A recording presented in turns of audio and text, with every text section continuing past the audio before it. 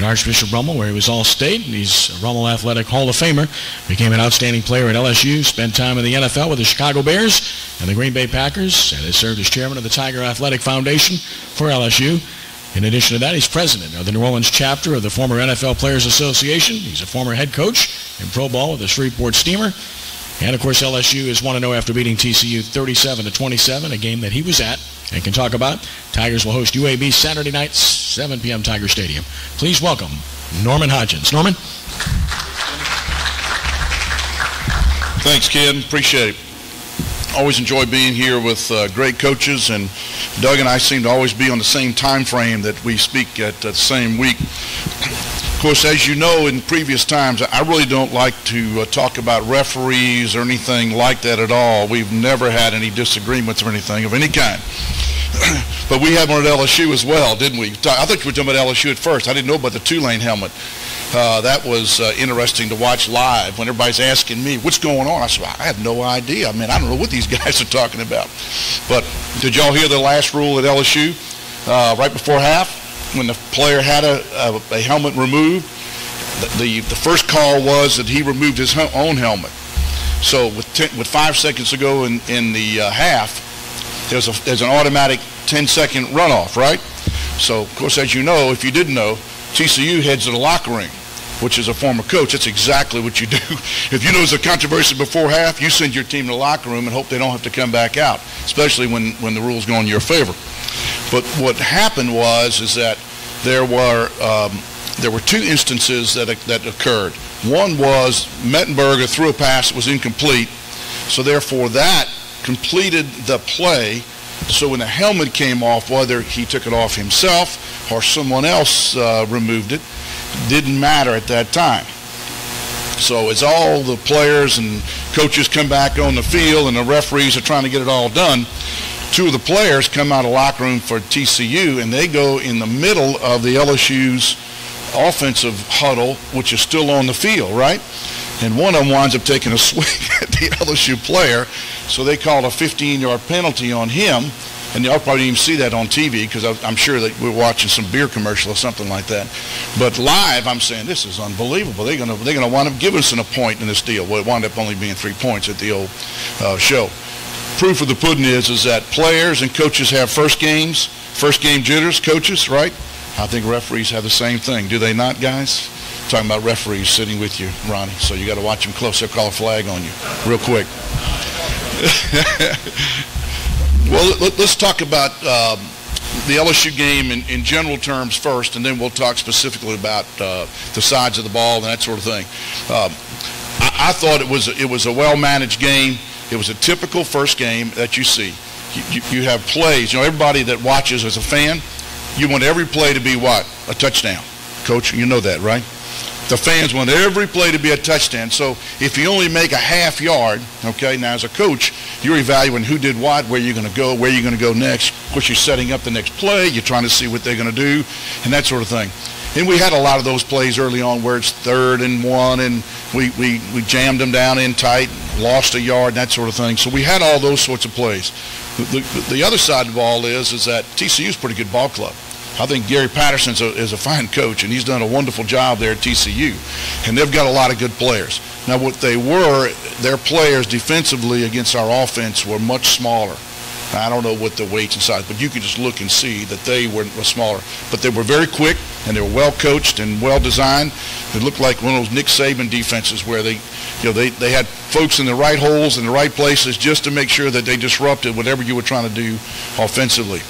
The good news is, and Billy, we didn't talk about it, but from a quarterback standpoint, I thought that's one of the finest offensive called games surrounding the quarterback position that LSU's had in, I don't know how long, 5, 6, 7, a while. When we've had a lot of talent, we still were not able to utilize that talent like I thought we utilized the other night. I thought Jarvis Landry played like an all-pro. I mean, this guy, he's going to play at the next level. To me, he's a prototypical slot receiver that the NFL looks for.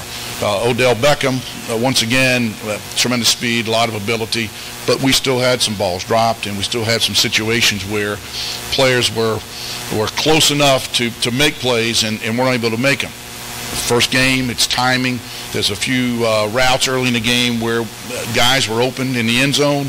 The time the throw got there, TCU players made a good play on it. So it was a combination of good defense from TCU and LSU maybe just a little bit off on timing. That's the last thing that comes together on any kind of offense, as coaches already know, is the offensive line. It just takes long time for them to understand. Remember, the defense is moving all around and stacking guys and putting 3 guys around 2 players. It takes a while for those fellas to come together to know where my guy next to me is going to take that guy, I'm going to take this guy, and then when it changes, you make those calls. It just comes together a little late. I think the second latest thing that develops is the receivers and the quarterback's timing. You know, when the quarterback thinks this guy's going to run an 8-yard route, if he runs a 7-yard route, then the timing's going to be off. If he runs a 9-yard route, it's going to be off. So the timing of the receivers running the proper routes and the quarterback making that throw, and that's all teams. That's high school, right, coaches? That's high school, college, at whatever level it's in the pros, which makes those top quarterbacks that Mickey talked about, like the Drew Brees. He understands timing as well as anything. If you really try to gauge him, he may not have the strongest arm in the NFL for sure, but his timing and understanding of routes and where they are is impeccable.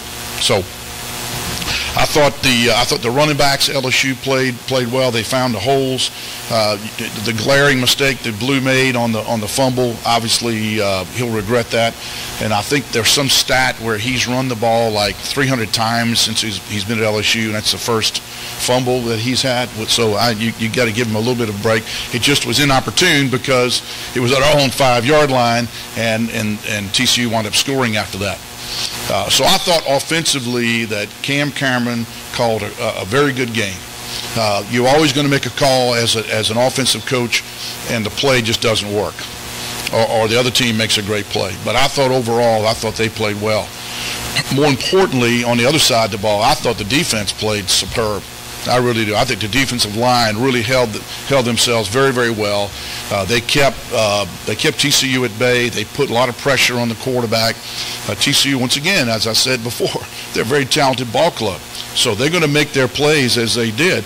But we went through the first half, and TCU really did not make any type of offensive drive that put pressure on the LSU defense. I thought the defensive backs played well. Linebackers is probably the only position where they have to learn. I know they were short one starting linebacker that was not there. And I understand he's got an injury. I don't know what it is, but he's got an injury of some sort, Taj Jones. But the linebackers, once again, once they start playing together as a unit and back up, I think they'll play well. Kicking was I thought they kicked well from a kickoff. They kicked to the goal line most of the time, a few times 2 yards in the end zone. Field goals, extra points were all on track. There was a bad punt late in the game, which was unfortunate. That's when you don't want to have a bad punt, but that's what happens sometimes. I thought special teams, they gave up a touchdown return. It looked to me like once again, your timing, coaches, you always have these new ways of doing everything, and now they have this new way where one group bunches up on one side of the ball, they run toward the middle as the ball is being kicked. It looked to me like that group of players never got to a comparable lane. The idea of special teams is stay in your lane.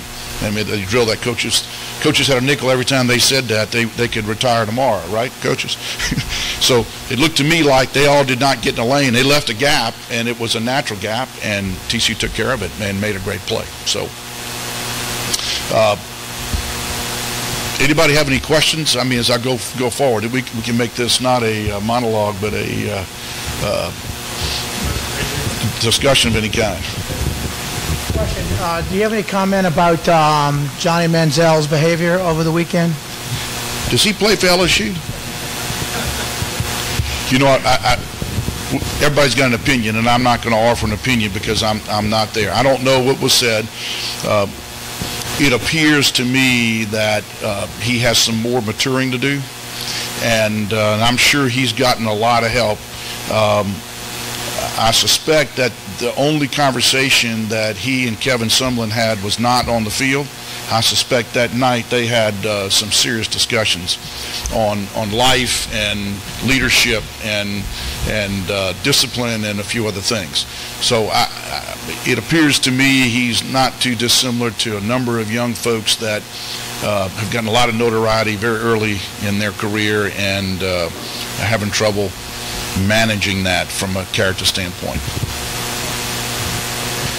Yes, sir. Do you expect any comment about Jeremy Todd's double talk coming out this week?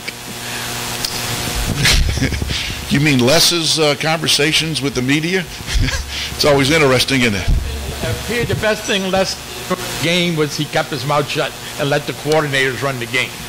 I didn't say that, did I? Okay.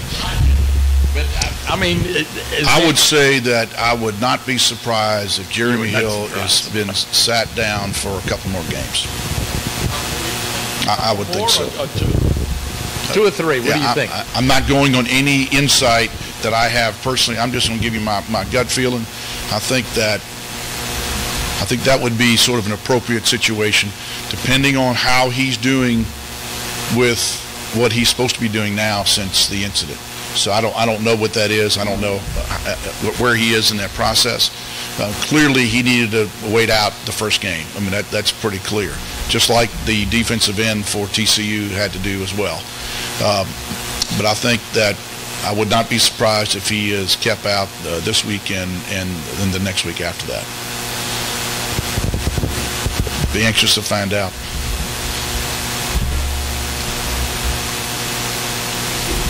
Thank you all. Always enjoy being here.